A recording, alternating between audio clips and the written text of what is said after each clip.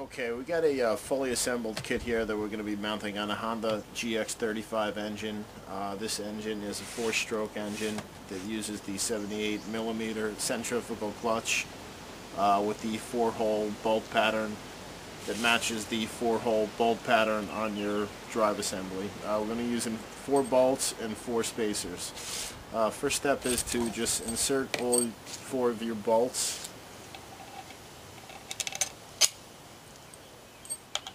And these bolts are, this is metric thread, 6mm, and we're doing this outside to get some better light. That's why you saw the B.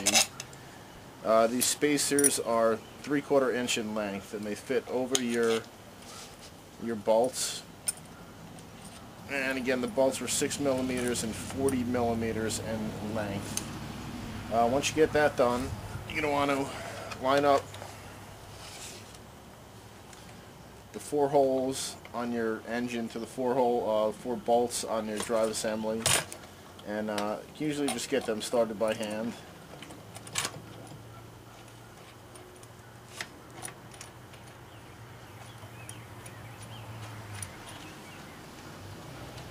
And once you get them started by hand, you're just going to finish it off with a just a 10mm socket. So we're going to get them tightened up, and we'll be right back. Okay, we got the engine mounted up to the kit, and you can see it here. I'm going to turn it around so you can see it from all sides.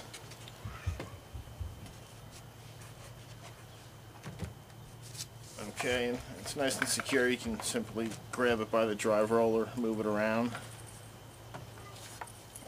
You see your drive roller here, spinning freely, not scraping the clutch drum. That's what you want. Okay, this is just a close-up of the drive roller and the clutch drum. This is your clutch drum, and this is your drive roller. And again, you can just spin it and see if everything's moving properly. Again, you don't want to hear any scraping. This particular drive roller is a one-way drive roller with a one-way bearing, so it locks in one direction and spins freely in the other. Provides for extra smooth coasting. Really a great drive roller. But if you're just using a standard drive roller, it works almost just as well, and it gives you more flexibility as far as the diameter of your drive roller. This particular drive roller is 1.25 inches in diameter.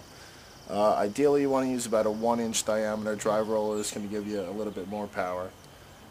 Alright, now we're going to grab a bicycle and show you how to mount it up on a bike.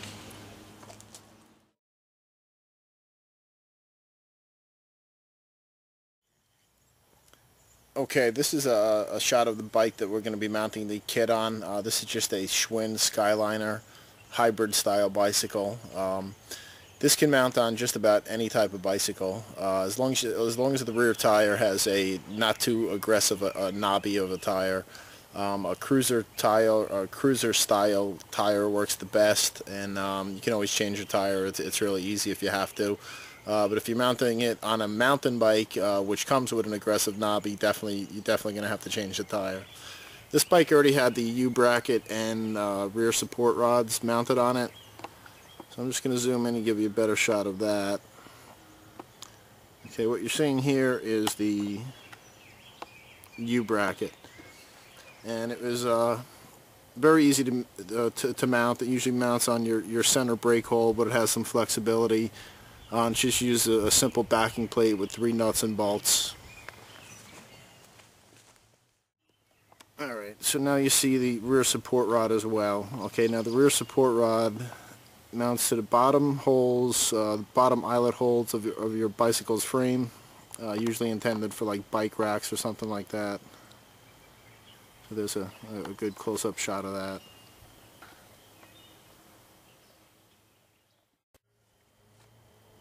Okay, to mount the kit, we're going to be using a 3/8 diameter bolt that's 6 inches in length, and that's going to go through your U-bracket, which your engine channel is going to have to go on. Okay, so first step is to grab your engine kit and slide the bolt through, then put your first shaft collar on. Okay, line it up. Slide it all the way through both bolts. Get your other shaft collar on. Slide it all the way through the other end. Get your bolt on the end, your nut on the end, I'm sorry. And you should be using a stop nut, or definitely something with a lock washer. So there's your kit right there. It can go side to side right now, so that's what the shaft collars are for. You're going to center that up on the drive roller on the center of the tire. And you're going to take your Allen wrench and just tighten that up. Tighten the other side up. And there it is. You can pivot freely up and down now. And now we're ready to mount the rear support rods with the quick release assembly.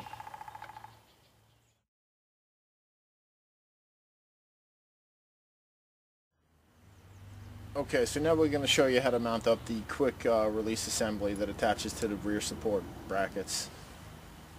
This is the hub skewer that you're going to be using. This is your quick release assembly. And you're also going to be using a spacer that goes in between your U-channel.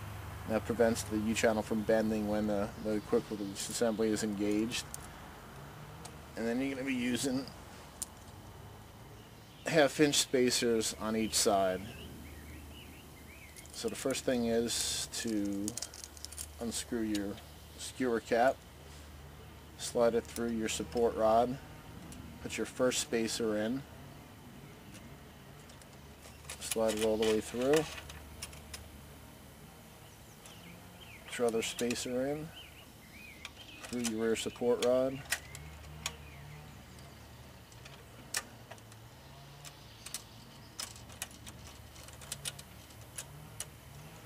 you're going to want to screw it on pretty tight. It's going to have to go up and down pretty easily.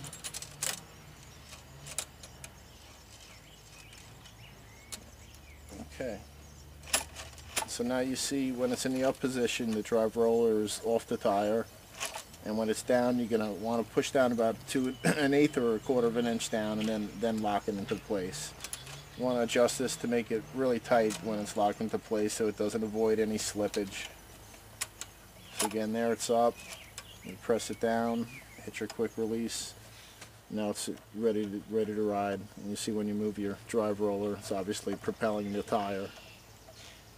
Alright, so now we're ready to mount up a throttle. Fuel it up.